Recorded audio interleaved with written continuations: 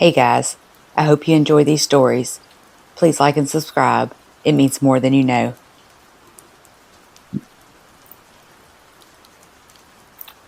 Carla called her sister late one evening, sounding terrified.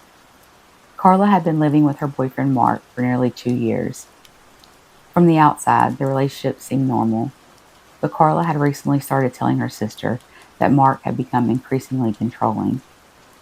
He monitored where she went, he questioned her about every phone call, and sometimes he became angry over small things that didn't make sense.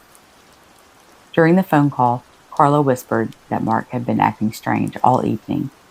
She said he kept pacing around the house and asking her who she had been talking to earlier that day. Carla insisted she hadn't spoken to anyone unusual, but Mark didn't seem to believe her.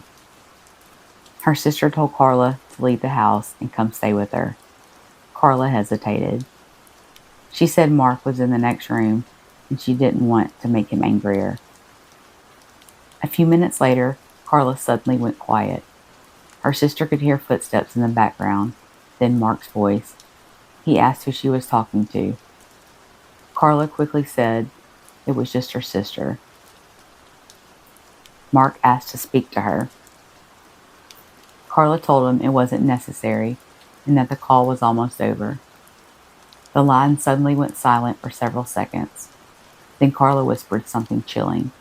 She said, "If something happens to me, you know who did it." The call ended abruptly. Her sister immediately tried calling back, but got no answer. The next morning, Carla didn't show up for work. Her phone went straight to voicemail. Her sister contacted police and asked them to perform a welfare check at the house that Carla shared with Mark. When officers arrived, Mark claimed Carla had left the house early that morning after an argument. He said he had no idea where she went, but investigators quickly noticed something unusual. Inside the house were signs of a violent struggle. Furniture had been knocked over, and a lamp was shattered on the floor. Mark insisted Carla must have packed her things and left during the night, but detectives soon discovered Carla's car was still parked down the street with her purse and phone inside.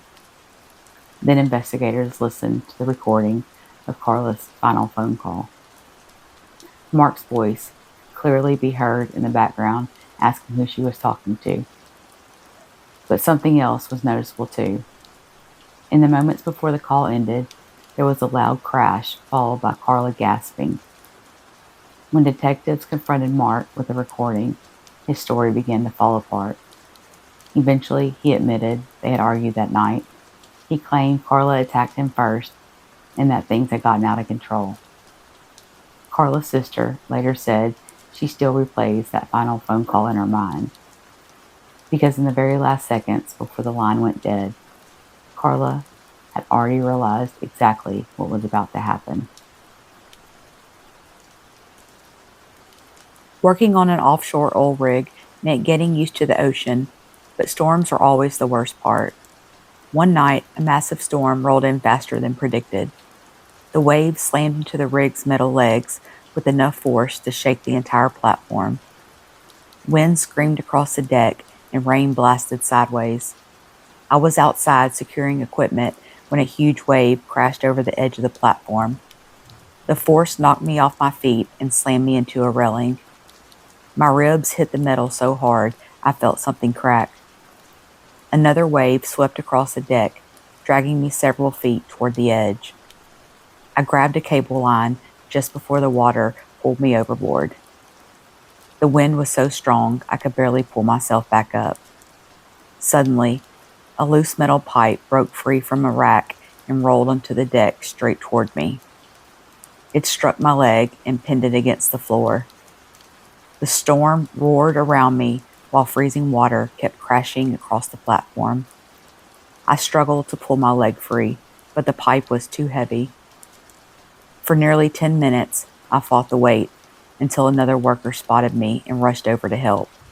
Together, we pushed the pipe off my leg and dragged ourselves inside. If I hadn't grabbed that cable line when the wave hit, I would have been swept straight into the ocean.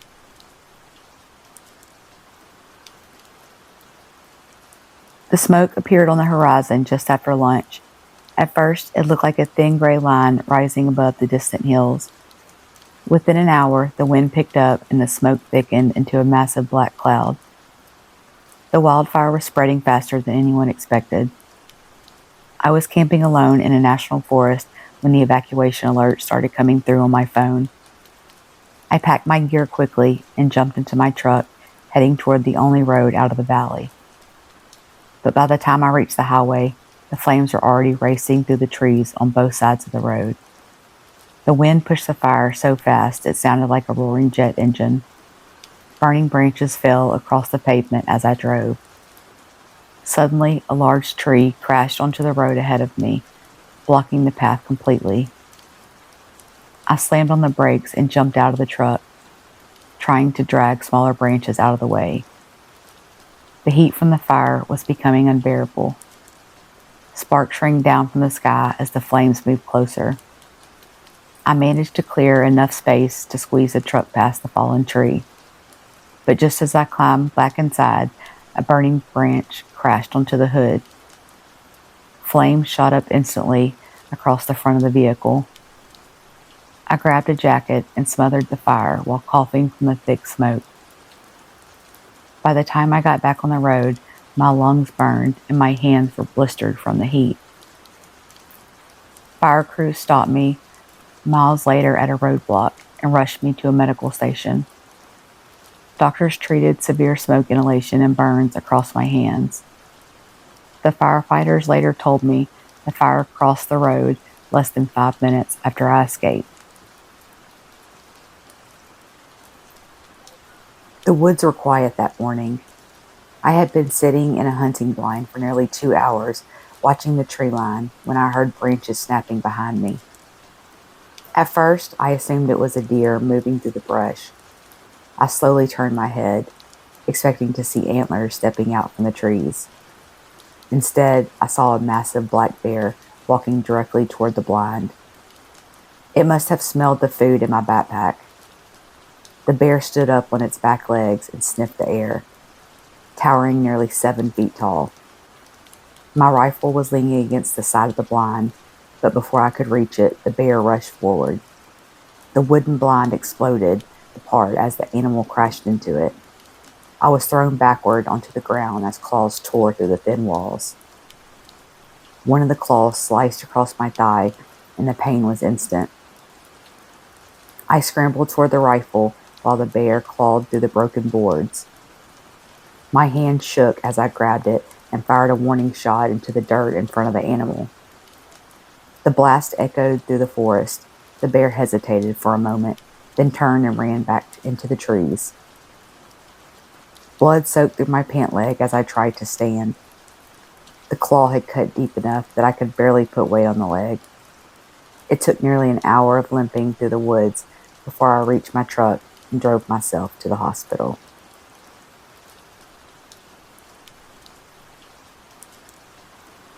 The hospital had been closed for years after a fire damaged most of the building. My job as a security guard was simple: patrol the empty halls overnight and make sure nobody broke in. The building was enormous, with long hallways filled with old equipment and broken furniture left behind when it shut down. Around midnight, I was checking the 3rd floor when I noticed a door at the end of the hallway slowly swinging back and forth. I was sure I had closed it earlier. I walked toward it, shining my flashlight into the room. The beam revealed overturned beds and burned walls from the old fire. As I stepped inside, something moved behind me. Before I could turn around, a heavy object slammed into my back. I fell forward onto the concrete floor as pain shot through my ribs. A man stood in the doorway, holding a metal pipe. He must have been living inside the building without anyone knowing. He swung the pipe again, and it struck my shoulder, sending a jolt of pain down my arm. I rolled across the floor and grabbed the only thing within reach, a rusted IV stand. When he rushed forward again, I swung the metal pole as hard as I could. It struck his arm, and the pipe clattered to the floor. I ran down the hallway toward the stairwell, locking the door behind me as I called the police. When officers arrived, they found the man hiding in the basement. At the hospital, they told me the first strike had cracked 2 ribs and badly bruised my lung. The doctor said if the pipe had landed a few inches higher, it could have crushed my spine. I shouldn't have gone into the cave alone. It was a small, unmarked cave system in Kentucky that a few locals talked about online. Supposedly, there were narrow passages that opened into a massive chamber deep underground. I brought a helmet, a headlamp, and a small backpack with water. About 30 minutes inside, the cave passage narrowed into a tight crawl space. The ceiling was barely 2 feet high, but I could feel cold air flowing through the tunnel. That meant there had to be a larger chamber ahead, so I kept crawling. The rock scraped my helmet and elbows as I squeezed deeper into the tunnel. Then I heard a crackling sound. At first it was faint, like someone snapping dry twigs. Then the ceiling shifted. Before I could react, rocks collapsed around me. A heavy stone slammed into my leg and pinned it against the ground. Dust filled the air, choking me. When everything stopped moving, I realized something terrifying. I couldn't move my leg at all. The rock crushing it felt like it weighed hundreds of pounds. My headlamp was still on, but the tunnel ahead was completely blocked. So was the tunnel behind me. I was trapped. For 2 hours, I tried pushing the rock off my leg, but it wouldn't budge. The pain was getting worse. My leg felt hot and numb at the same time. Eventually, I started screaming for help, even though I knew nobody was close enough to hear. Then I remembered something. Before entering the cave, I had texted a friend my location. Almost 6 hours later, I heard distant voices echoing through the cave. Rescue workers. They spent nearly an hour carefully moving rocks to free me. When they finally pulled the stone off my leg, I passed out. The doctors later told me my tibia had shattered and my leg had severe crush damage. Another hour trapped down there and the tissue would have died completely. They might have had to amputate.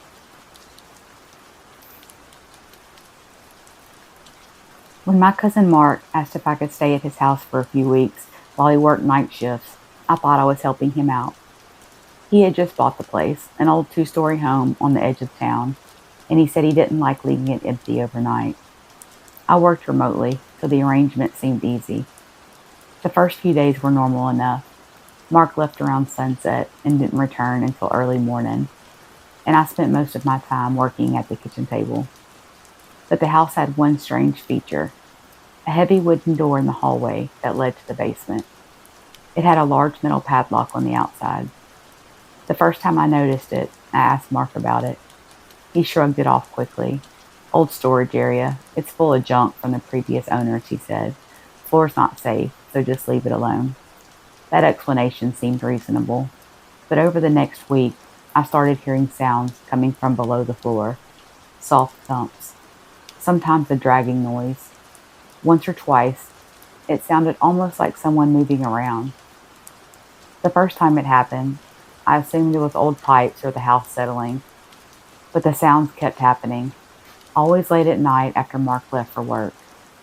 One night, the noise was loud enough to wake me up. A heavy thud followed by something scraping across the floor. I walked into the hallway and stared at the basement door. The padlock hung there exactly where it always was, but the sound came again from underneath the floorboards. Something was definitely moving down there. The next day, I asked Mark about it again. This time, he didn't laugh it off. He just stared at me for a few seconds before saying the same thing. Old house noises. The way he said it, it made the room feel colder. After that conversation, the atmosphere in the house changed. Mark became quieter, watching me closely whenever we were in the same room. The following night, the sounds in the basement started again, but this time they were louder. Something slammed against the basement door from the inside. I froze in the hallway, staring at the padlock as it rattled slightly against the metal latch. My heart started pounding. If the door was locked from the outside, something shouldn't have been able to hit it from the inside. I backed away slowly and grabbed my phone. Just as I started dialing, I heard the front door open. Mark had come home earlier than usual. He stepped into the hallway and saw me standing near the basement door. For a moment, neither of us spoke. Then he slowly walked toward me. "You weren't supposed to be near that," he said quietly. Something in his voice made my stomach drop. I moved toward the front door, but he suddenly grabbed my arm and shoved me back. My shoulder struck the drywall hard. It sent pain shooting down my arm. My phone fell to the floor. I managed to shove him away long enough to grab the doorknob and run outside. I sprinted across the yard and into the neighbor's driveway while dialing for help. Police arrived minutes later. When they searched the house, they eventually broke the lock on the basement door. The basement floor wasn't collapsing like Mark claimed, but it did contain something else. A hidden room behind a section of shelving. I never went back to that house after that night. The impact with the wall had fractured my shoulder, and it took weeks to heal.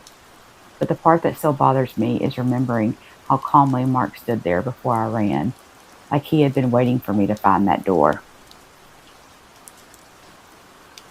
I was driving through the desert late at night on a highway that stretched for miles without a single town.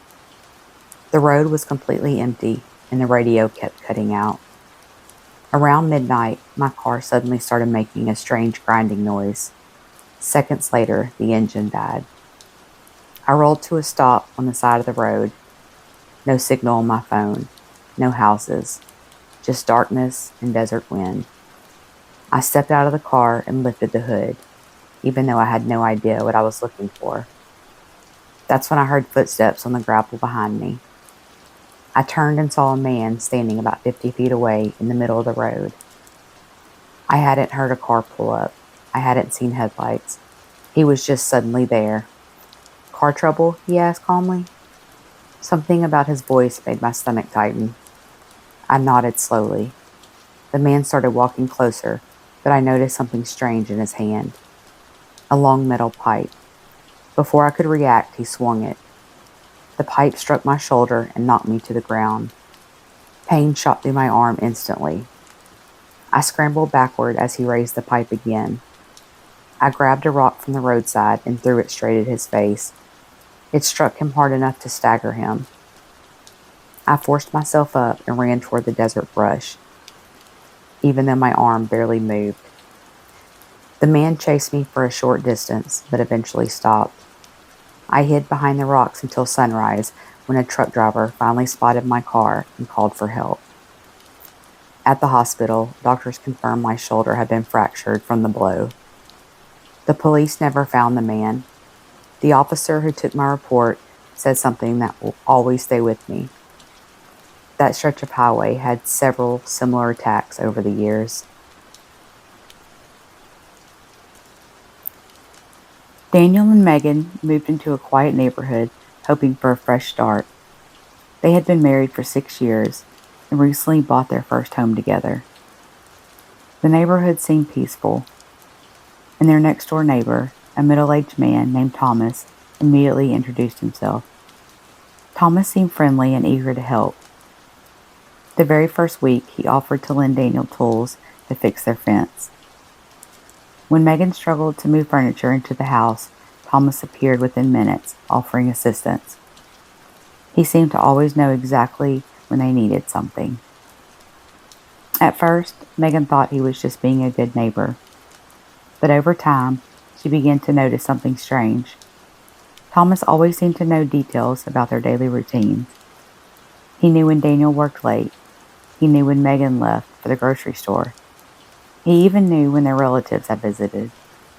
One evening, Megan mentioned it to Daniel, joking that Thomas must spend all day looking out his window. Daniel laughed it off and said maybe he just had good timing. But Megan couldn't shake the uneasy feeling. One afternoon, while Daniel was at work, Megan was cleaning the garage when she noticed something odd. Along the back fence, between their house and Thomas's yard, was a small hole in the wooden boards. It was positioned perfectly to look directly into their backyard. Megan assumed it had probably been there for years and ignored it. A few weeks later, Megan was gardening when she heard the faint buzzing of something above her. She looked up and saw a small drone hovering briefly before flying back toward Thomas's property. That night, Megan told Daniel about it. Daniel decided to walk next door and ask Thomas about the drone. Thomas laughed and said he had recently bought it as a hobby and was still learning how to control it. He apologized if it had drifted over their yard. Daniel believed him, but Megan didn't. One evening, Megan returned home earlier than expected from visiting her sister. As she pulled into the driveway, she saw Thomas standing near her back gate. When he noticed her car, he quickly walked away and waved casually as if nothing was unusual. Megan felt a knot in her stomach. That night, she told Daniel she was starting to feel uncomfortable living next door to Thomas. Daniel agreed to install security cameras around the house just in case. A few nights later, one of the cameras captured something disturbing. Around 2 a.m., Thomas quietly climbed over the fence into their backyard. He walked slowly around the house, looking through the windows. At one point, he even tried the back door handle. Police were called immediately. When officers searched Thomas's home, they discovered dozens of photos and videos of Daniel and Megan taken over the past several months. Many had been recorded using the drone. Others appeared to be taken through the small hole in the fence. But the most disturbing discovery was a notebook investigators found inside Thomas's house. Inside were detailed notes about Daniel and Megan's daily routines, when they left for work, when they came home, when they argued, even when their lights went off at night. Thomas claimed he had simply become obsessed with watching their life. Megan later said the most unsettling realization wasn't just that Thomas had been watching them. It was realizing how long he had been planning to step inside their house and how close he had come.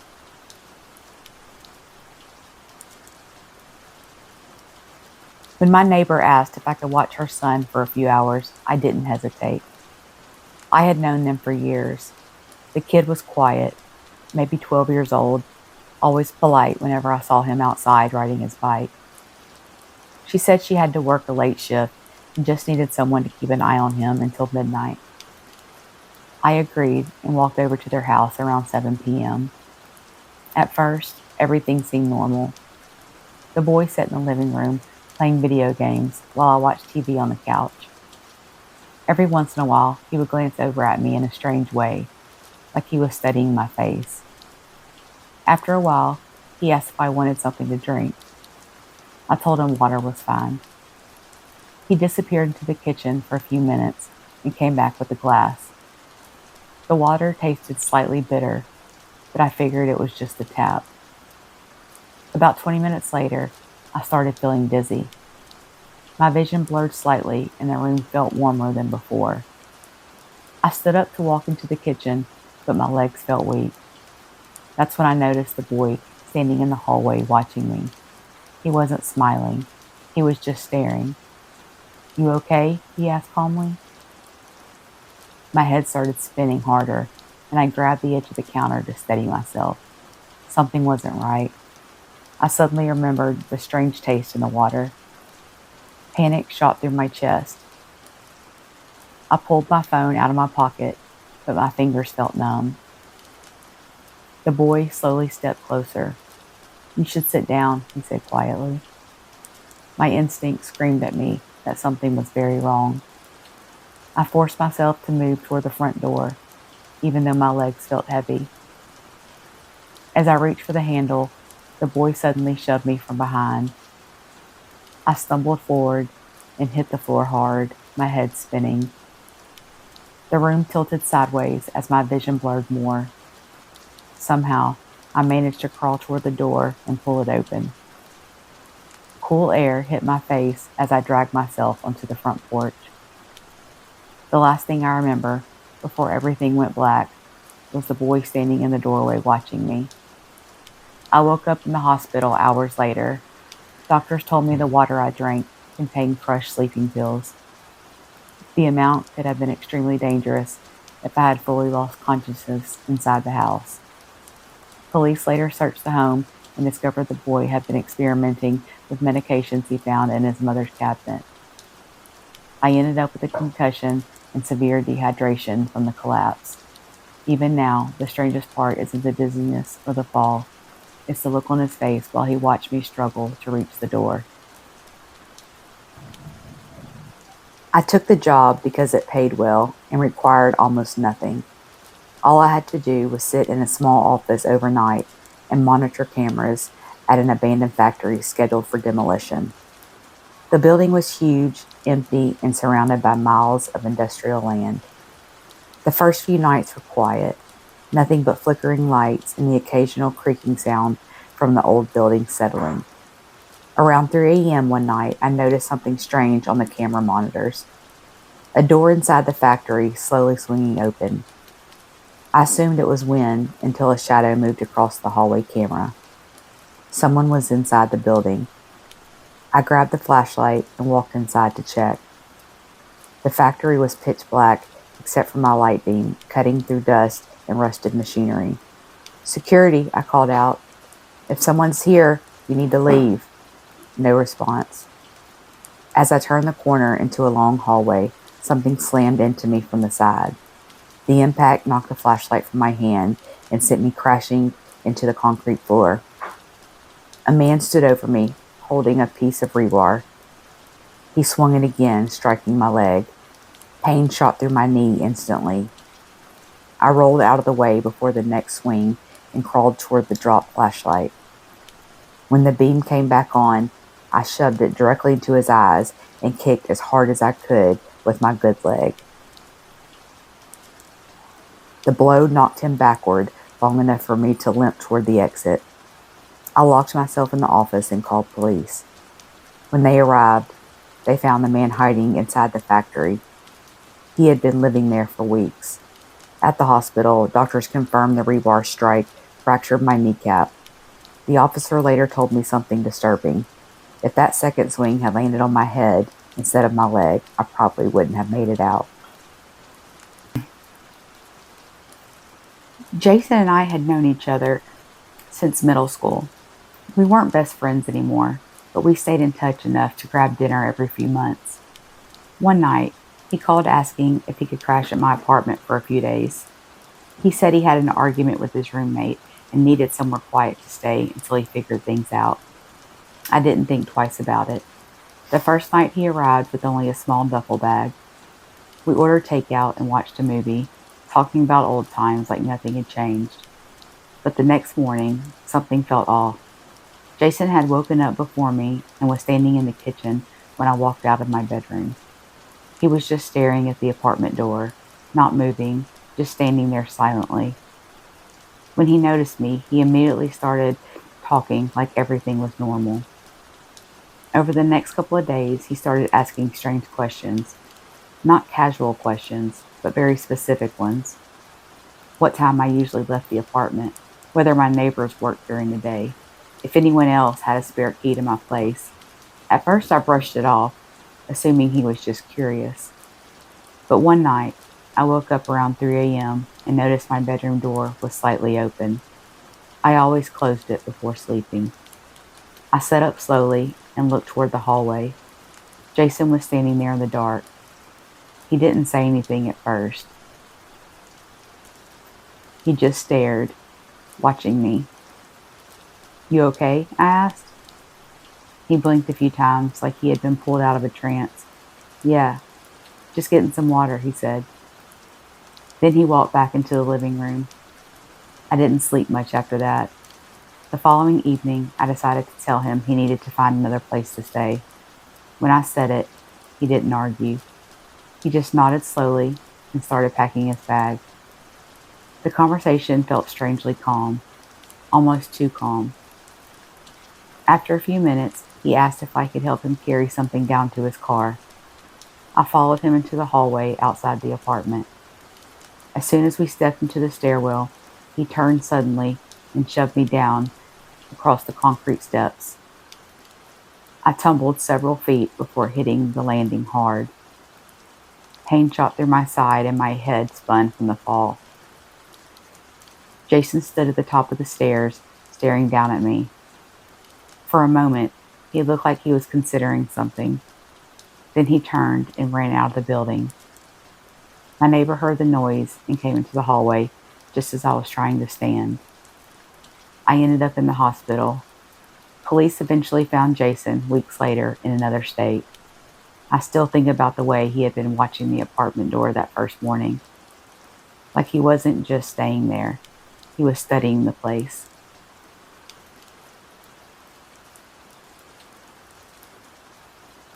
The engine died just before sunset. I was about 2 miles offshore in a small fishing boat when the motor suddenly coughed, sputtered, and shut off completely. I tried starting it again and again, but nothing happened except a weak clicking sound. The sun was already dropping toward the horizon, and the water around me was turning dark. My phone had no signal that far out. I figured I would just wait it out and someone would eventually pass by, but after an hour, the lake was completely empty. The sky turned black and the wind started pushing my boat farther from shore. That's when I heard something bump the bottom of the hole. At first it was soft, just a dull thud under the boat. Then it happened again, harder this time. I leaned over the side with the flashlight and shined it into the water. The beam cut through the darkness just enough for me to see a massive shape moving under the surface. A huge alligator. I slowly pulled back into the boat and sat perfectly still. Another bump hit the hole, rocking the boat slightly. The animal circled beneath me for what felt like forever. Suddenly, the water exploded beside the boat, and the gator lunged upward, snapping its jaws onto the side rail. The boat tipped violently, and I fell against the metal bench, slamming my ribs. I grabbed the emergency flare from my tackle box and fired it into the air. The flare burst bright and red above the lake, lighting the entire area. The gator slid back into the water and disappeared. I sat there shaking for nearly 2 hours until another fisherman saw the flare and came to help. At the hospital, they told me I had 2 cracked ribs and a deep bruise across my chest. If that boat had tipped over, the gator probably wouldn't have left.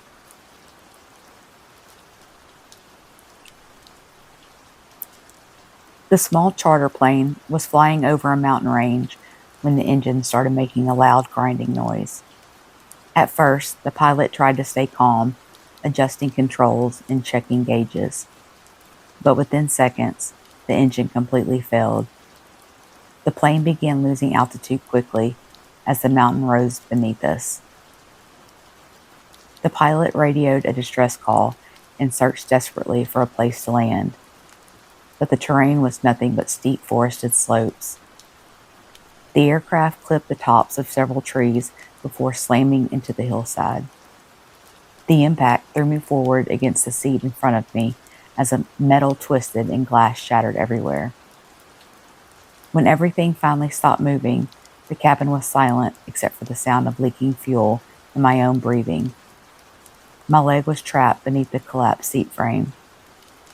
I forced myself to push against the wreckage until the metal bent enough for me to slide free. Pain shot through my knee as I crawled out. The pilot was already calling for rescue on the emergency radio. It took nearly 3 hours before a helicopter finally located us on the mountainside. At the hospital, doctors confirmed my knee was fractured and several deep cuts needed stitches. The rescue crew later told us the plane had come dangerously close to sliding farther down the mountain after the crash. If it had, the entire wreck might have tumbled hundreds of feet into the valley below.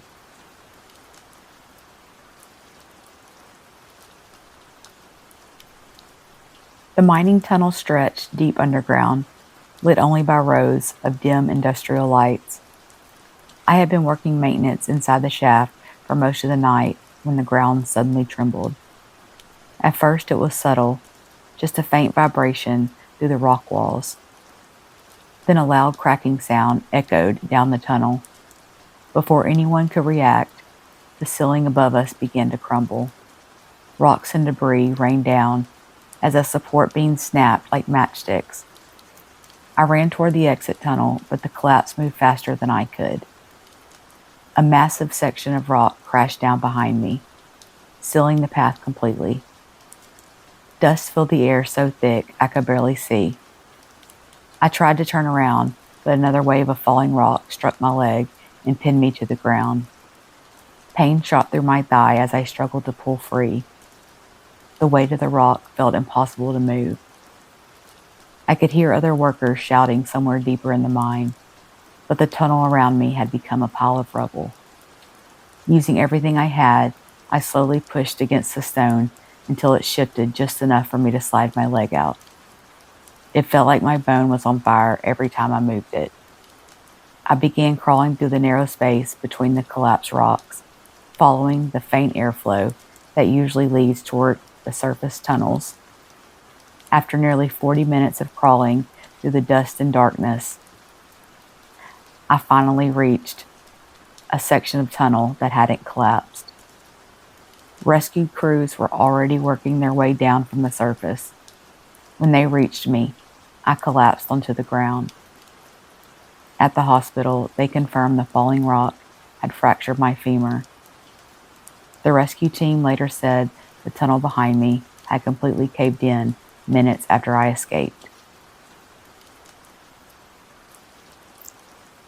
I woke up to the sound of breathing, heavy breathing. At first I thought it was part of a dream. Then my tent shook slightly. Something large was outside. I slowly reached for my flashlight. When I turned it on, a massive shadow moved across the thin fabric of the tent. Then the nose pushed against the side. A bear.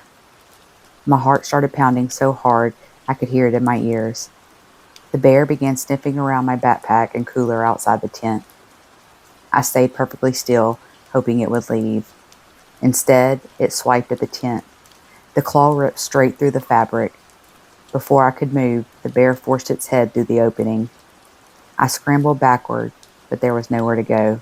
The bear lunged forward. Its paw struck my chest and knocked me onto my back. The weight of the animal crushed the air out of my lungs. Instinct kicked in. I grabbed the metal camping pan beside me and started smashing it against the bear's face as hard as I could. The bear roared and backed off of the tent. I didn't wait.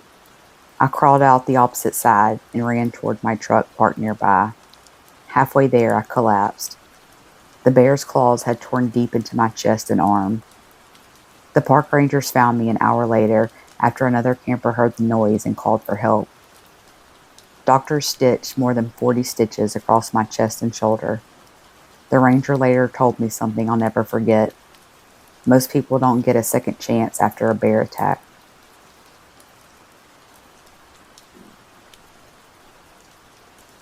The fire lookout tower sat alone on top of a mountain, miles away from the nearest road. My job during the summer was simple: watch the forest for smoke and report any wildfires. Most nights were peaceful. The tower creaked in the wind while the forest stretched endlessly in every direction. One night, just after midnight, I woke up to a strange noise below the tower. At first, I thought it was the wind pushing branches against the wooden stairs, but then I heard footsteps slowly climbing upward.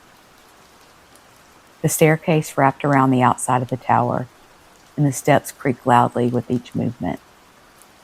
I grabbed my flashlight and shined it down through the trapdoor window in the floor. A man was climbing the stairs. He was moving slowly, gripping the railing, staring straight up at the tower cabin. My stomach tightened instantly because nobody should have been anywhere near the tower at that hour. The nearest trailhead was nearly 10 miles away. I called down to him, but he didn't respond. He just kept climbing. When he reached the top landing, he suddenly slammed his shoulder into the door, trying to force it open. The entire cabin shook. I shoved a chair against the door while he kept hitting it again and again. Finally, the old lock gave way and the door burst open. He rushed inside, holding a hunting knife. I grabbed the heavy radio battery sitting on the desk and threw it straight at him. The battery struck his chest and knocked him backwards toward the stairs. He lost his balance and tumbled down several steps before scrambling back to his feet and running into the darkness below. My hands were shaking so badly I could barely use the radio to call for help. Rangers arrived hours later and searched the mountain but never found him. The ranger told me later that if the man had gotten fully inside, there would have been nowhere to run.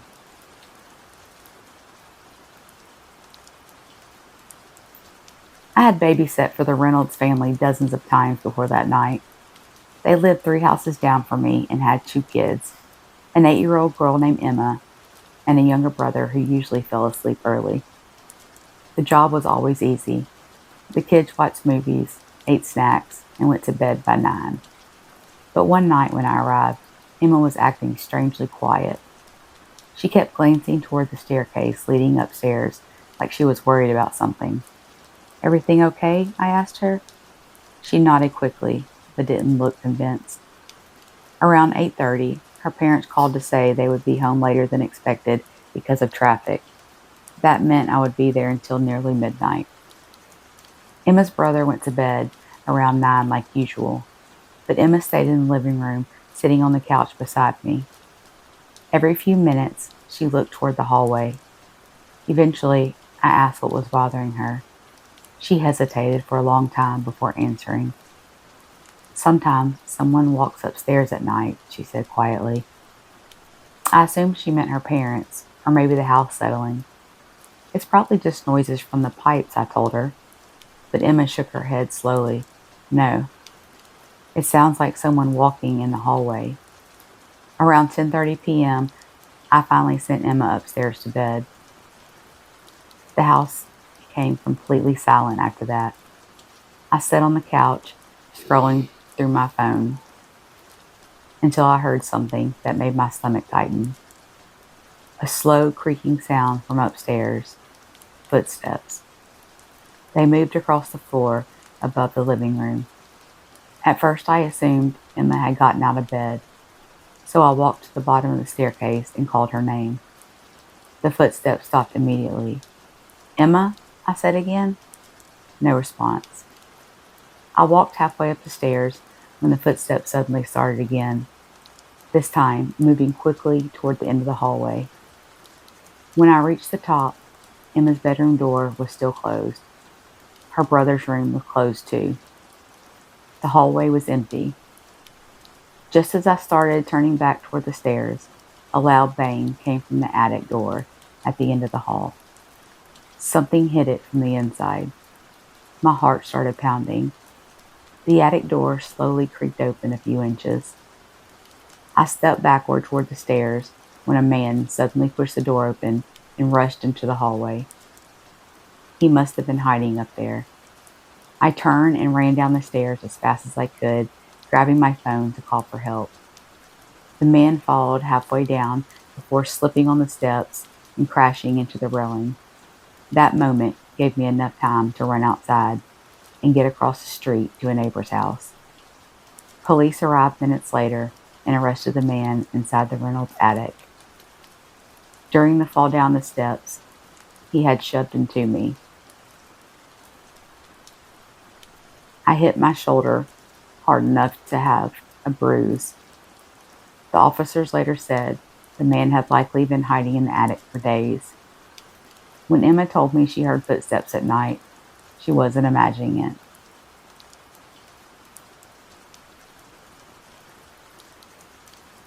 I shouldn't have given my brother the spare key. At the time, it seemed harmless. He had just gotten out of a bad breakup, and he said he needed a place to stay for a few days. We weren't extremely close growing up, but he was still family. I figured he'd sleep on the couch, watch TV for a week, and then move on. The first few days were normal enough. He mostly stayed quiet, sitting in the living room late at night staring at his phone. But by the second week, something about him felt off. He barely slept. I would wake up at 3 or 4 in the morning and hear him walking slowly through the hallway, not loudly, just pacing back and forth like he was thinking about something. One night, I opened my bedroom door and found him standing in the kitchen, staring out of the window into the backyard. He didn't even notice me until I said his name. When he turned around, his expression looked empty, like he had been somewhere else in his head. "Did you need something?" I asked. He just shook his head and went back to the couch. After that night, I started locking my bedroom door when I went to sleep. A few days later, I woke up around midnight to the sound of my door handle slowly turning. Someone was trying to open it. I froze in bed, staring at the door while the handle moved again. "Who's there?" I asked. Silence. Then his voice from the other side. "Just checking if you were awake." The handle stopped moving. I didn't sleep the rest of the night. The next evening, I told him he needed to find somewhere else to stay. At first he laughed like I was joking, but when he realized I was serious, his whole face changed. He stared at me without saying anything for a long time. Eventually, he grabbed his jacket and left the house. I thought that was the end of it. 2 nights later, I woke up to a loud crash downstairs. My heart started pounding immediately. I grabbed my phone and slowly stepped into the hallway. The front door had been forced open. The living room looked like someone had thrown furniture across the floor. And standing in the kitchen was my brother. He was breathing heavily, his hands shaking. "You shouldn't have kicked me out," he said. I backed toward the stairs while dialing 911. He suddenly rushed forward and shoved me into the wall. The impact knocked the air out of my lungs and sent my phone sliding across the floor. I managed to scramble into the bathroom and lock the door just as he slammed into it from the other side. The door shook violently as he tried to break it down. I climbed out the small bathroom window and dropped into the driveway below. The fall twisted my ankle badly, but adrenaline kept me moving. I limped down the street until I saw flashing police lights turning the corner. Later at the hospital, they told me my ankle had fractured from the fall. The police arrested my brother inside the house that night. I still think about how easily that situation could have ended differently if I hadn't locked my bedroom door. It happened during harvest season. I was walking along a dirt road at night near a huge cornfield that stretched for miles. The wind was blowing through the stalks, making that constant rustling sound. At first it was peaceful. Then I heard footsteps inside the corn. Slow footsteps, keeping pace with me. I stopped walking. The footsteps stopped too. I waited a few seconds, then I started walking again. The footsteps returned. Something was moving through the corn beside me, and it was staying perfectly parallel to the road. My stomach dropped. I started walking faster. The movement in the corn sped up too. Then suddenly, the stalks exploded outward. Something huge burst out of the field and slammed into me. It was a wild boar. The animal's tusks ripped across my thigh as it knocked me to the ground. I screamed and tried to roll away, but the boar turned and charged again. This time, the tusk sliced into my side. The pain was blinding.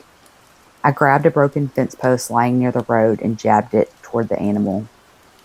The boar squealed and backed away. Then it disappeared back into the cornfield. I lay on the dirt road, bleeding heavily, until a passing farmer spotted me nearly 20 minutes later. At the hospital, they told me the tusk barely missed my femoral artery. If it had cut that, I would have bled out in minutes.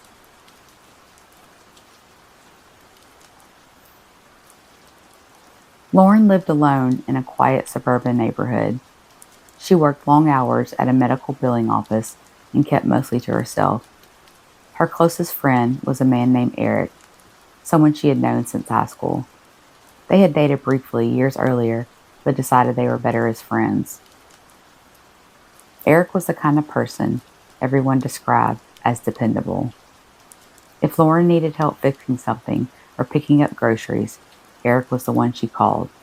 Because of that, she gave him a spare key to her house. At first, nothing seemed strange. Eric would sometimes stop by while she was at work to feed her cat or drop off things she had asked for. But over time, Eric's behavior started to change. He began asking Lauren more personal questions about who she was seeing and where she was going at night.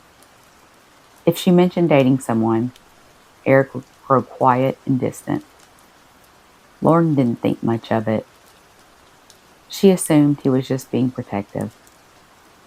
One evening, Lauren went out with coworkers for drinks and didn't come home until nearly midnight. When she walked into her house, she had the strange feeling that something was different. Nothing appeared missing, but the kitchen light was on, even though she was sure she had turned it off before leaving. The next morning, she texted Eric asking if he had stopped by. Eric replied that he hadn't. Lauren shrugged it off and assumed she must have forgotten. Weeks later, the same thing happened again. A cabinet door left open, a chair slightly moved, a glass in the sink she didn't remember using. Lauren began to feel uneasy. One weekend, she mentioned the strange things to Eric while they were having coffee. Eric laughed it off and suggested she was probably just stressed from work. Lauren wanted to believe him. But one night, Lauren came home early from work after feeling sick. As she pulled into the driveway, she noticed a car parked down the street that looked familiar. It was Eric's car. Lauren assumed he might have stopped by to check on her cat. But when she walked inside the house, it was completely silent. She called Eric's name. No answer. Then she heard a noise upstairs. Lauren slowly walked toward the staircase. Each step creaked loudly under her foot. When she reached the hallway, she saw the door to her bedroom slightly open. The light inside was on. When she pushed the door open, she froze. Eric was sitting on the edge of her bed. At first, he looked startled, but then he smiled like nothing was wrong. He said he had come by to check on the cat and decided to wait for her. Lauren immediately felt something was wrong. Her bedroom drawers were open and her closet door was wide open. It looked like someone had been going through her things. Lauren asked him why he was in her bedroom. Eric's smile slowly disappeared. He told her he was worried about the people she had been seeing. He said he didn't trust them and wanted to know more about them. Lauren told him he needed to leave. Eric stood up slowly. For a moment, he just stared at her. Then he said something that sent a chill down her spine. He said, "I'm the only one who actually cares about you." Lauren repeated that he needed to leave. Eric eventually walked past her and left the house without another word. Lauren immediately changed the locks. For a few weeks, she didn't hear from Eric. But then late one night, she started receiving text messages. At first, they seemed apologetic. Eric said he was sorry and just wanted to talk. But when Lauren didn't respond, the messages became angry. He accused her of abandoning him and betraying their friendship.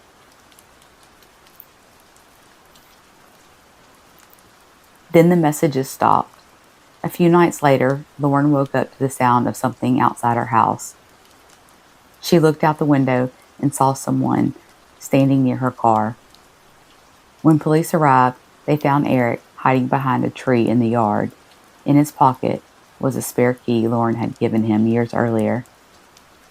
Investigators later discovered Eric had been entering Lauren's home regularly while she was at work for months.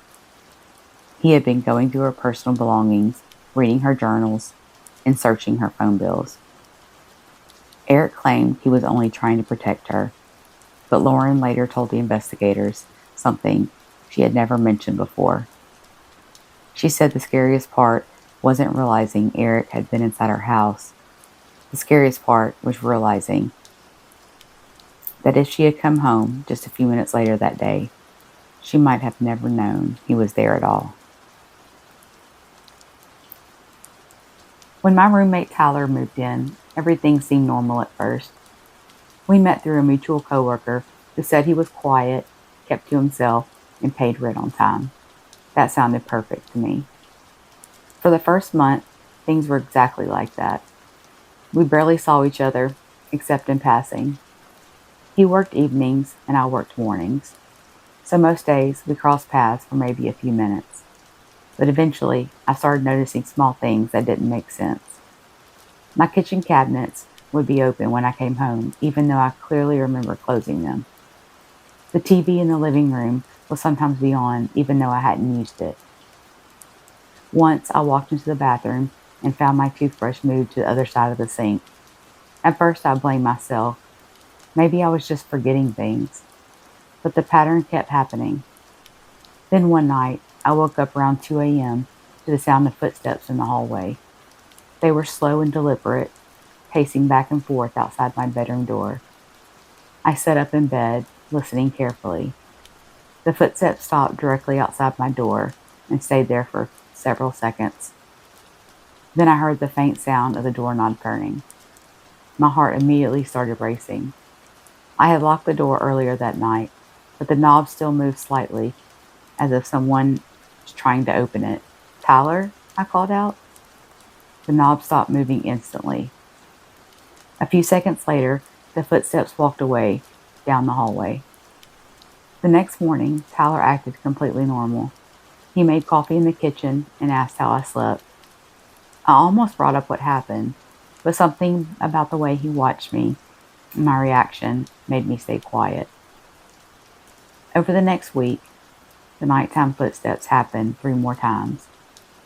Each time, they stopped outside my door. Each time, the doorknob slowly turned. Finally, I decided to stay awake one night to see what was going on. Around 1:30 a.m., I heard Tyler's bedroom door open. His footsteps moved down the hallway and stopped outside my room, exactly like before. The doorknob started turning again. This time, I opened the door suddenly. Tyler was standing there, inches away, holding a small flashlight. For a moment, we both froze. "What are you doing?" I asked. He didn't answer right away. Then he smiled slightly and said, "Just making sure everything's locked up." The explanation didn't make sense. None of the doors were near my room. The following evening, I told him he needed to move out by the end of the week. He didn't argue. He just nodded and went back to his room. I thought the situation was over. But later that night, I woke up to a loud crash in the living room. When I stepped into the hallway, Tyler suddenly rushed out of the darkness and shoved me into the wall. My head struck the drywall hard enough to make the room spin. I managed to push past him and run out the front door barefoot, knocking on my neighbor's door until they called the police. At the hospital, they confirmed I had a concussion from hitting the wall. Officers later told me they found Tyler sitting quietly on the couch when they arrived, like nothing had happened. What still unsettles me is realizing how many nights he had been standing outside that door while I slept. The smoke woke me up. At first, I thought it was just a bad dream. Then I smelled burning plastic. I sat up and opened my bedroom door. Black smoke poured into the hallway. The kitchen was on fire. Flames were already climbing the cabinets and spreading toward the ceiling. My phone and wallet were in the living room, between me and the only exit. I wrapped a shirt over my mouth and ran toward the door. Halfway across the living room, something exploded. The oven. The blast knocked me to the floor and flames shot across the ceiling. My arm caught fire instantly. I rolled across the floor trying to put it out while the heat became unbearable. The front door was only a few feet away. I forced myself up and stumbled toward it. My hand barely worked as I grabbed the handle. When the door finally opened, I fell down the front steps onto the lawn. The fire department arrived minutes later. By then, the entire house was engulfed. At the hospital, they treated second-degree burns across my arm and shoulder. The firefighter who spoke to me afterward said something chilling.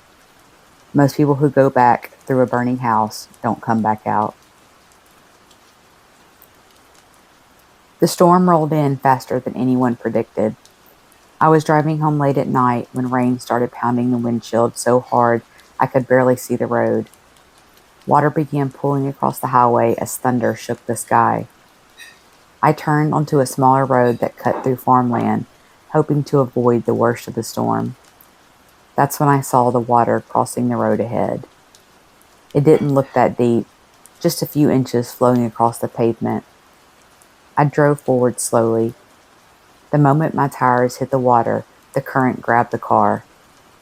The road had completely flooded, and the water was far deeper than it looked. Within seconds, the car was sliding sideways off the road and into a drainage ditch. The impact flipped the vehicle onto its side. Cold, muddy water rushed through the broken window instantly. I tried to unbuckle my seatbelt, but the pressure from the water made it nearly impossible to move. The car began filling quickly, and my chest started tightening as the water rose around my neck. I finally forced the buckle loose and kicked at the shattered window frame. The jagged glass sliced across my arm as I squeezed through the opening. The current dragged me several feet before I managed to grab a tree branch hanging over the ditch. I held onto it until the rushing water finally slowed enough for me to climb onto the bank. My arm was bleeding heavily from the glass cuts, and my ribs were bruised from the crash. The paramedics later told me something chilling. Most flood victims die because they underestimate how powerful moving water can be.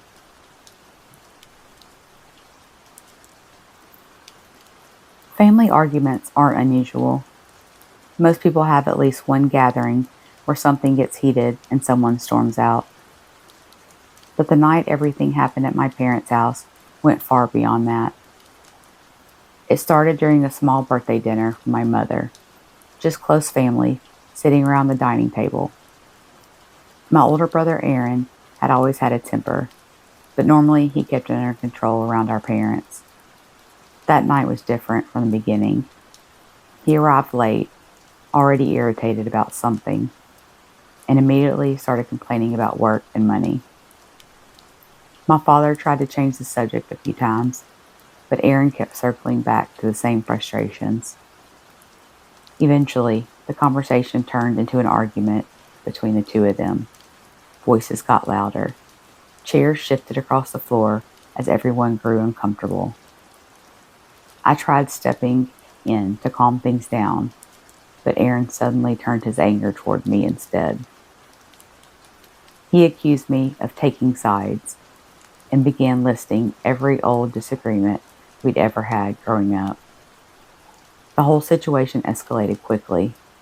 My father finally stood up and told Aaron to leave if he couldn't calm down. That's when everything changed. Aaron slammed his hand down on the table so hard the dishes rattled. For a moment, nobody moved. Then he stood up slowly and walked toward the kitchen without saying a word. I thought he was just grabbing his jacket or something before leaving. But when he came back into the dining room, his expression looked completely different. Cold, focused. Everyone in the room immediately fell silent. My mother asked him what he was doing, but he didn't answer. Instead, he stepped closer to the table and started shouting again about how nobody ever listened to him or took him seriously.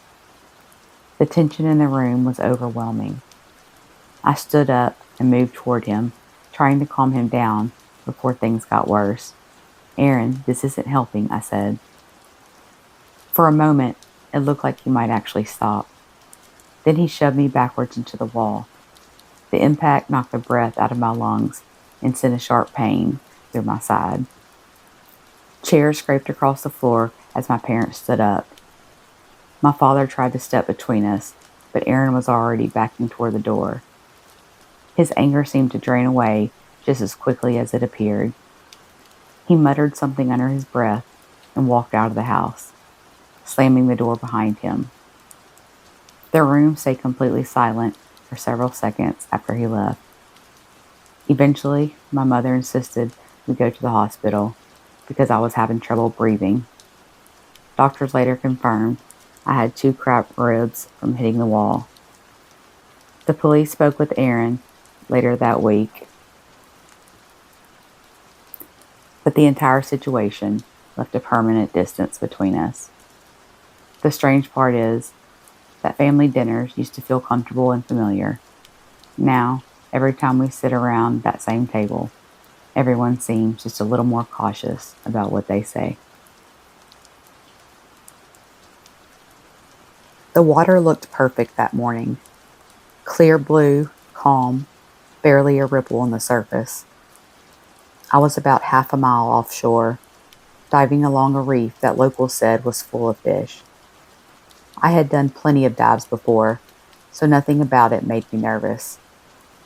I slipped into the water, adjusted my mask, and started swimming slowly along the reef, watching schools of fish scatter through the coral. About 20 minutes into the dive, I noticed something strange. The fish suddenly vanished. One moment the reef was alive with movement, the next it was silent and empty. Then I felt it. That strange instinct people talk about, that feeling that something is watching you. I turned slowly and saw a shape moving in the deep water behind me. At first it looked like a shadow, but then it turned sideways and sunlight hit its body. A massive shark, easily 12 feet long, circling slowly. My heart started pounding inside my chest. I knew not to thrash or panic. I tried to stay calm and slowly began backing toward the boat ladder. The shark kept circling, getting closer each time.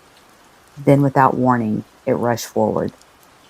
The impact felt like being hit by a car underwater.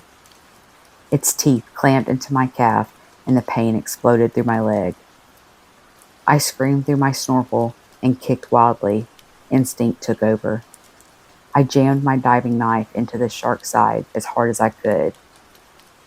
The animal jerked violently and released me, disappearing back into the dark water. Blood poured out of my leg as I dragged myself onto the ladder and collapsed onto the boat deck. By the time the Coast Guard reached me, I was barely conscious. Doctors later told me the shark's bite came within an inch of severing a major artery. If it had, I would have bled out in minutes. I still have the scars today. The highway through the desert was empty for miles. Around midnight, my gas light came on, and I spotted a small gas station sitting alone beside the road. Only one flickering light was on above the pumps. I pulled in and stepped out of the car. The wind blew sand across the pavement, and the place felt completely abandoned. I walked into the store, but nobody was behind the counter. "Hello?" I called out. No response. Just the humming of an old refrigerator in the corner. I grabbed a drink from the cooler and walked toward the counter when I heard a door creak behind me. A man stepped out of the back room holding a long wrench. His eyes looked wild and unfocused. "You shouldn't be here," he said quietly. Before I could answer, he rushed forward, swinging the wrench. I barely ducked in time as it slammed into the counter beside me. I shoved the display rack toward him and ran for the door, but he grabbed my jacket and yanked me backward. The wrench struck my shoulder and pain shot down my arm. I grabbed a glass bottle from a shelf and smashed it across his face. He staggered long enough for me to bolt outside and dive into my car. I drove away without even closing the door. 30 miles later, I reached the next town and called the police. Doctors later confirmed the wrench strike fractured my collarbone. Officers told me they had received other strange reports about that gas station before. The house was cheap, which should have been my first warning. It was a small rental on the edge of town, older but recently repainted, and the landlord seemed eager to fill it quickly. I moved in alone, and for the first couple weeks, everything seemed fine. The only unusual thing was a narrow crawlspace door in the hallway floor near the bathroom. The landlord told me it was just access for plumbing and insulation. The door was small, barely 2 feet wide, and covered by a square wooden panel with a simple latch. I barely thought about it after that. But after about 2 weeks living there, I started noticing strange things happening in the house. Small things at first. Cabinets left open in the kitchen when I knew I had closed them. The bathroom light sometimes being on when I came home from work. Once I walked into the living room and found the TV on a channel I never watched. I blamed myself at first. Maybe I was forgetting things. But the incidents kept happening. One night around 1 a.m., I woke up suddenly to faint scratching somewhere in the hallway. I sat up in bed, listening carefully. The sound continued for several seconds, like something slowly scraping against wood. I stepped out into the hallway and stood there in the dark. The noise stopped instantly. The next morning, I checked the house carefully, but found nothing out of place. A few days later, it happened again. This time, I woke up to a soft thud, followed by slow movement across the floor outside my bedroom. My heart started pounding immediately. I opened the door slightly and looked into the hallway. The crawl space panel was open, just barely, only an inch or two. I was sure it had been closed earlier that night. I stared at it for several seconds before slowly walking over and pushing it shut. The next morning, I decided to inspect the crawl space in daylight. I grabbed a flashlight and lifted the panel. A narrow dirt space stretched beneath the house, supported by wooden beams. As the beam from my flashlight moved across the ground, I noticed something that made my stomach drop. Footprints in the dirt, fresh ones, leading toward the far end of the crawl space. I backed away immediately and replaced the panel. That night, I pushed a heavy dresser over the crawl space door before going to sleep. Around 3 a.m., I woke up to a loud scraping sound from the hallway.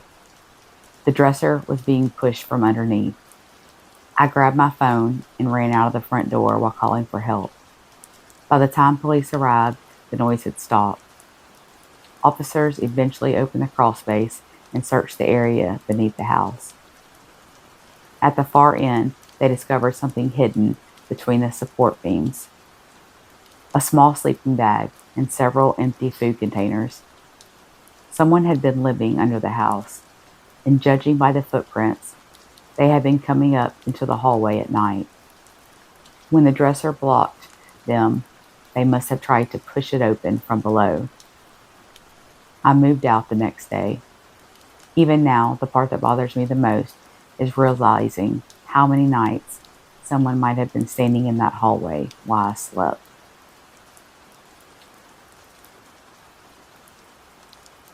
The mountain trail was quiet that afternoon. Snow covered everything, making the forest look calm and peaceful. I had been hiking for hours, and the view from the ridge was incredible. Huge white peaks stretched for miles in every direction. I remember thinking it was the most beautiful place I had ever seen. Then I heard a deep cracking sound echo across the mountainside. At first it sounded distant like thunder, but it grew louder. I turned and saw the entire slope above me begin to move, a wall of snow breaking loose and racing downhill. An avalanche. I ran as fast as I could toward a cluster of trees, but the snow was already gaining speed. Within seconds, it slammed into me. The force knocked me off my feet and rolled me downhill like I weighed nothing. Snow packed into my mouth and nose as I struggled to breathe. Then everything stopped. I was completely buried. The weight of the snow crushed my chest and pinned my arms against my body. Panic set in instantly. I could barely move my fingers. I forced myself to stay calm and slowly carved a tiny pocket of air near my face. Time felt like it was stretching forever in the darkness. Just when I thought I was going to suffocate, I heard faint voices and the sound of shovels. A rescue team had been nearby and saw the avalanche happen. It took them nearly 20 minutes to dig down to me. When they finally pulled me out, my leg was twisted at an unnatural angle. The avalanche had broken my femur and dislocated my knee. The rescuers told me later that most avalanche victims suffocate before anyone can reach them. I survived by pure luck.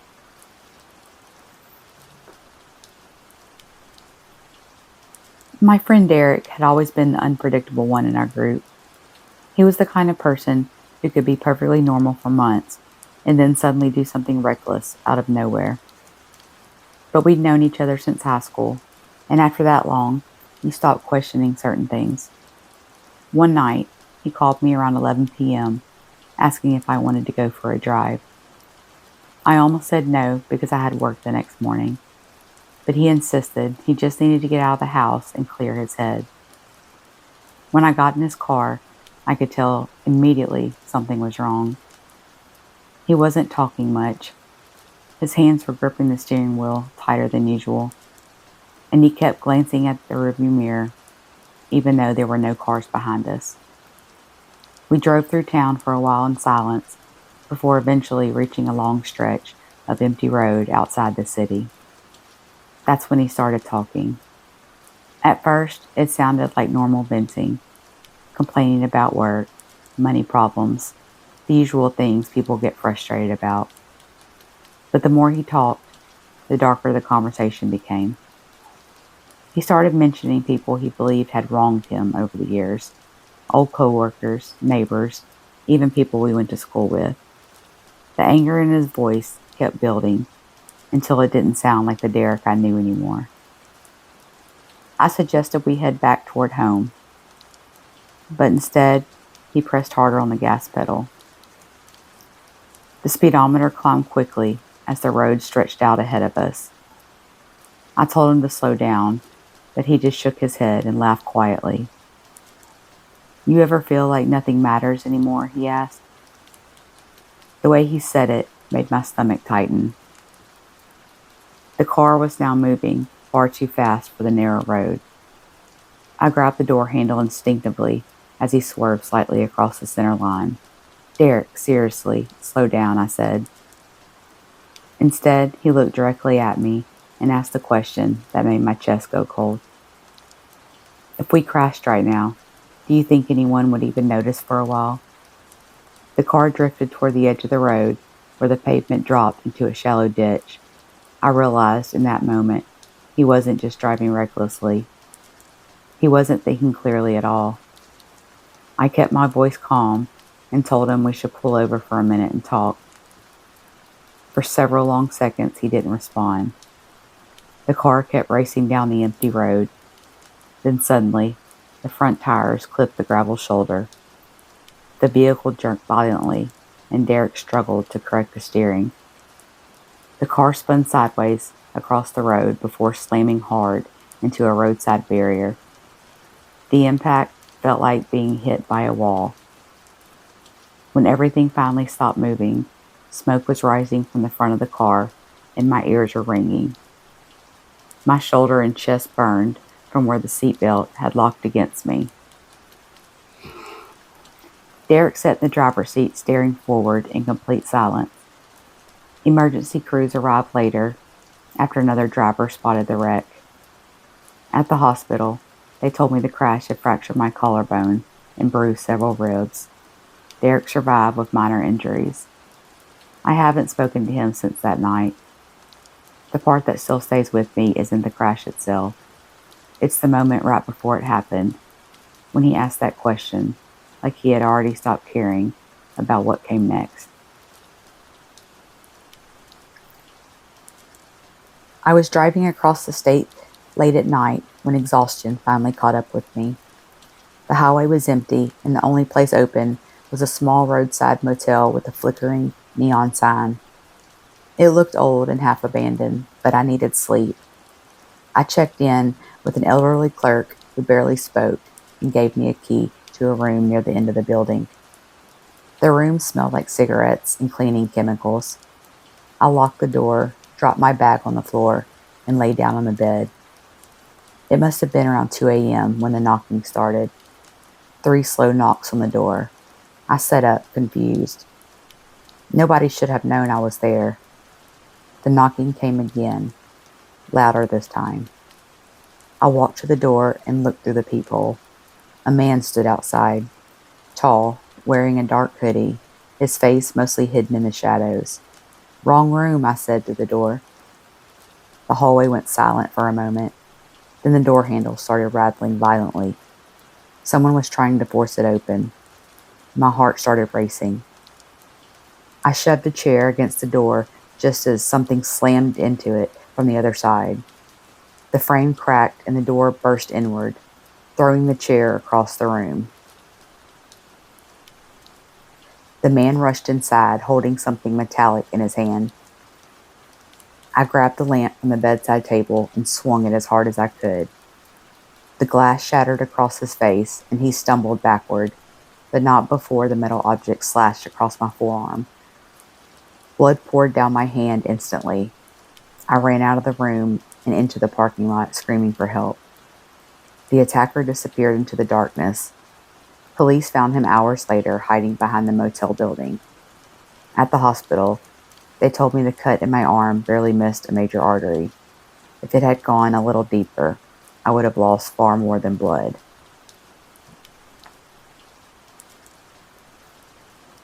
After my divorce, I moved into a small 2-bedroom apartment across town. It wasn't fancy, but it was quiet and affordable, and I figured the extra bedroom would be useful if family ever visited. For the first few months, the apartment felt completely normal. I worked during the day and spent evenings watching TV or reading. But eventually, something strange started happening in the spare bedroom. The door would sometimes be slightly open, even though I rarely went inside that room. The first couple of times, I assumed I had left it that way by accident. But one evening, I walked past the room and noticed something that stopped me cold. The closet door inside the spare bedroom was open. I was absolutely sure I had closed it the last time I cleaned the room. I stepped inside and looked around carefully. Everything seemed normal, but the room suddenly felt wrong, like someone had been there recently. Over the next week, small things kept changing in that room. The blinds would be slightly tilted when I passed by. A chair that had been against the wall would be pulled out a few inches. One night, around midnight, I woke up to a faint sound from the hallway. It sounded like someone slowly walking across carpet. I grabbed my phone and stepped into the hallway. The spare bedroom door was open again. As I stood there, staring into the darkness, the closet door inside the room slowly moved. Just an inch, then another. My heart immediately started racing. Someone was inside that closet. I stepped backward quietly and dialed for help while keeping my eyes on the doorway. Suddenly, the closet door swung open and a man rushed out of the room toward me. I barely had time to react before he slammed into me, sending both of us crashing into the hallway wall. Pain shot through my shoulder as I struggled to push him away. He scrambled toward the apartment door and ran out into the stairwell. Police arrived minutes later and searched the building. They eventually discovered how he had been getting inside. The apartment above mine had a maintenance hatch that connected to the wall between the units. The man had been climbing through that gap and entering my spare bedroom closet through a loose panel in the back wall. During the struggle, my shoulder had slammed into the wall hard enough to fracture it. The officers told me the man had likely been entering the apartment at night for several weeks before I realized something was wrong. I still think about how many evenings I sat in the living room while someone was hiding just a few feet away in that spare bedroom. The float plane dropped me off beside a remote river in Alaska for a week-long fishing trip. Once the plane left, the wilderness was completely silent. No roads, no buildings, nothing but forests stretching for miles. On the third day, I was hiking along the riverbank when I heard branches snapping behind me. I turned and froze. A massive moose stood only 30 feet away. The animal was enormous, easily taller than me at the shoulder, with wide antlers spreading like tree branches. Moose might look slow, but they're incredibly aggressive when startled. The animal lowered its head and suddenly charged. I barely had time to jump behind a tree as it crashed forward. The antlers slammed into the trunk with a loud crack. I tried to run, but slipped on the wet riverbank and fell hard. The moose turned and rushed again.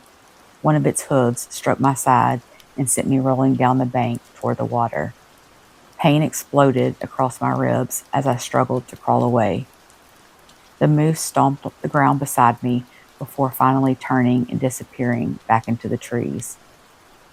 I lay there for several minutes trying to breathe. Every breath sent sharp pain through my chest. It took nearly 2 hours to slowly hike back to my campsite. When the float plane returned days later, the pilot flew me straight to a hospital. X-rays confirmed 3 broken ribs and a fractured wrist from the fall. The doctor told me the moose attacks injure more people in Alaska than bears.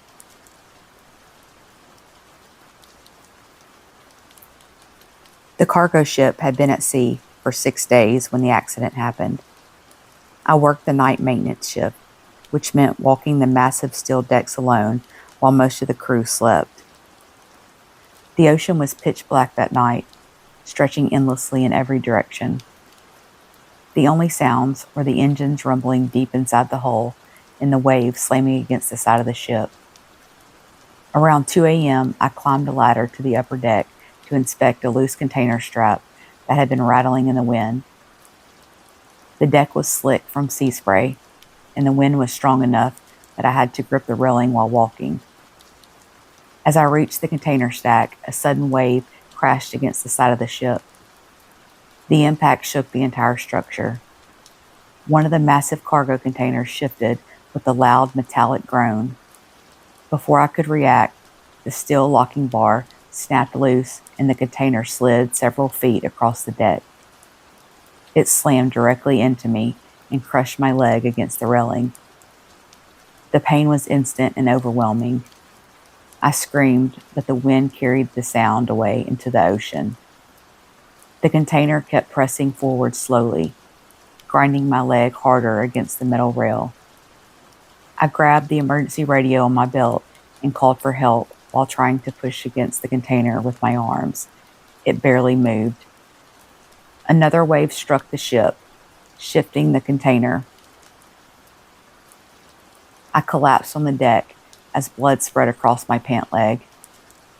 By the time the crew reached me minutes later, I was barely conscious.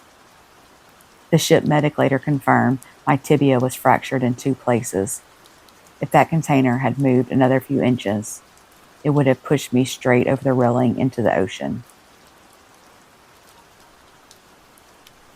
I worked late shifts cleaning subway stations, which meant sometimes walking through the maintenance tunnels between platforms. Most nights, it was quiet and empty. One night, the train schedule had been delayed, and I had to cross a tunnel to reach the next station. The tunnel stretched ahead in darkness, except for a few dim maintenance lights. Halfway through, I heard footsteps echo behind me. I assumed it was another worker until the footsteps started getting faster. I turned around and saw a figure running toward me in the darkness. Before I could react, he slammed into me, knocking me onto the tracks. My head struck the rail and everything spun. The man grabbed my backpack and tried to rip it away. When I fought back, he punched me repeatedly and shoved me down onto the gravel. In the distance, I suddenly heard something terrifying. The roar of an approaching train. The attacker must have heard it too, because he ran off into the tunnel. I tried to stand, but my leg collapsed beneath me. Pain shot through my knee as the train headlights appeared around the curve. I dragged myself off the track just seconds before the train thundered past. The conductor slammed the brakes and emergency crews rushed down into the tunnel. At the hospital, doctors confirmed my knee had been fractured during the attack. If I had been a few seconds slower pulling myself off the track, the outcome would have been very different. I had explored caves before, but cave diving was different. The water inside the cavern was black and perfectly still, like staring into an endless void. My friend and I had followed a guide rope through the flooded tunnel for nearly 15 minutes before reaching a larger chamber. The beam from my dive light barely cut through the darkness. Everything was silent except for the slow sound of my breathing through the regulator. We turned to head back toward the entrance when my fin accidentally struck the cave wall. A cloud of silt exploded into the water. Within seconds, visibility dropped to 0. I couldn't see my hand in front of my mask. The guide rope was somewhere in the darkness, but I couldn't find it. My heart started pounding as I swept my hands through the water, desperately searching. Suddenly, something tugged at my air tank. My equipment had snagged on a rock formation behind me. Panic surged through my chest as I realized I was stuck in complete darkness underwater. My breathing grew faster, burning through my oxygen supply. I forced myself to slow down and carefully reach behind my back. The rock edge had hooked through the strap of my tank harness. I pulled my dive knife and sliced through the strap, freeing myself. But in the process, I lost the only light I had when the flashlight drifted into the silt cloud. I was now in total darkness, underwater, with no idea where the exit was. I crawled along the cave floor with my hands, praying I would find the guide rope. After what felt like forever, my fingers brushed against it. I followed the rope blindly all the way back to the entrance and burst out of the water gasping. Later, I realized how close I came to dying. My oxygen tank had less than 2 minutes of air left.